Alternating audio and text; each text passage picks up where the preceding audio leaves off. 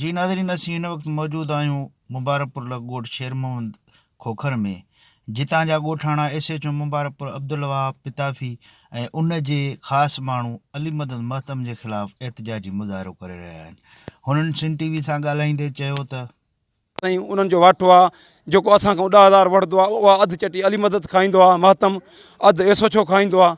उन जे ज़ोर SHO साईं वहाब पिताफ़ी आहे साईं, मुबारकपुर थाणे ते साईं। ग़रीब माण्हू मां मुथाज साईं, असांखे हाणे चटी थो घुरे रुपया 20,000 25,000 35,000 चटी कई 20-25,000।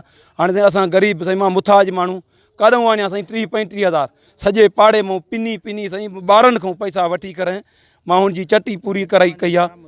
हाणे असांजो इहो ई मुतालबो आहे त बिराए महिरबानी निकितो वञे। इहो असां ते हिते असांजी तबाही आहे। जा पोइ महिरबानी बिराए महिरबानी SP साहिब खे असांजी अपील आहे, जा असांजा टपड़ खणाए, जा इन जा खणाए। असां छा कयूं साईं, ग़रीब माण्हू। हिते SHO साहिबु असांजी फ़रियाद बि न वरिती, असांजनि 5 खे गिरफ़्तार करे विहारियईं ऐं 5 खे चयईं त वञोसि माफ़ी वठी अचोसि ज़बरदस्ती। उहे माफ़ी वठणु आया आहिनि, हिन खां ॾाढी उन्हनि जी बेइज़ती कई अथसि, उन्हनि खे धक बि हयां अथसि ऐं नाइंसाफ़ी कई अथसि। असां सखर SP खे ऐं IG खे अपील था कयूं त SHO साहिबु SHO खे हितां मुलतवी करे, असांखे न खपे। असां ग़रीब मिसकिन माण्हू आहियूं, जेके पंहिंजी रोज़ी में पूरा आहियूं, ग़रीब आहियूं, बचड़ी वाल आहियूं। कलर पियो आहे महतमनि जो। असांजे घरनि में पुलिस मोटे कान पई। अकरम नाइच, गबोल नवीद गबोल, इहे तमामु असां सां नाजाइज़ी कनि पिया, पैसा घुरनि पिया, माण्हू पिया घुरनि। असां चयो बाबा तव्हां हलो, असां ॾियूं था, ग़रीब आहियूं, मिसकिन आहियूं। उते वियाऊं साईं, असांखे 5 माण्हू मोटाया अथसि, 5 असांजा ॿधा अथसि उते, मूंखे पाण खे ॿधाई। हिन खे चयूं त हे वरी विढ़े पियो, चई साईं तव्हां अली मदद महतम ॾे बि मेड़ कयो न त ठीकु आहे, तव्हांजा मां ॿार ॿधो। का असांजी न पियो ॿुधे साईं। असां ग़रीब मिसकिन माण्हू।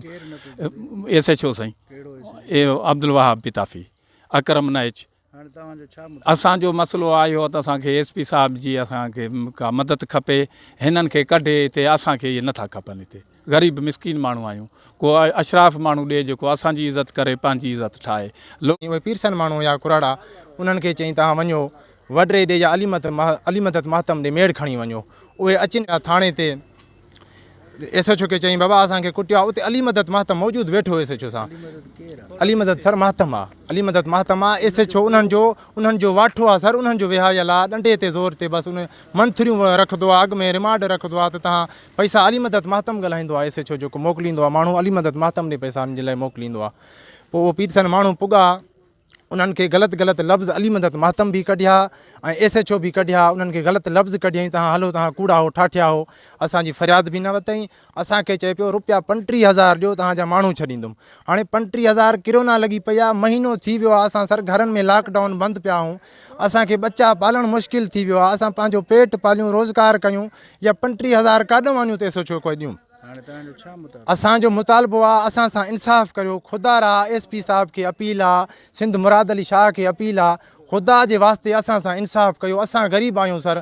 असां इन्हनि जी एहतिजाज कंदड़नि मुतालबो कयो IG Sindh, DIG Sukkur, RPO Sukkur ऐं SSP सखर खां त हिन करप्ट ऐं राशि SHO अब्दुल वहाब पिताफ़ी खे फौरी थाणे तां हटाए करे असां सां इंसाफ़ कयो वञे। कैमरामैन मुग़ल महर सां गॾु मजीद महर, सिंध TV न्यूज़, ठिकराटू।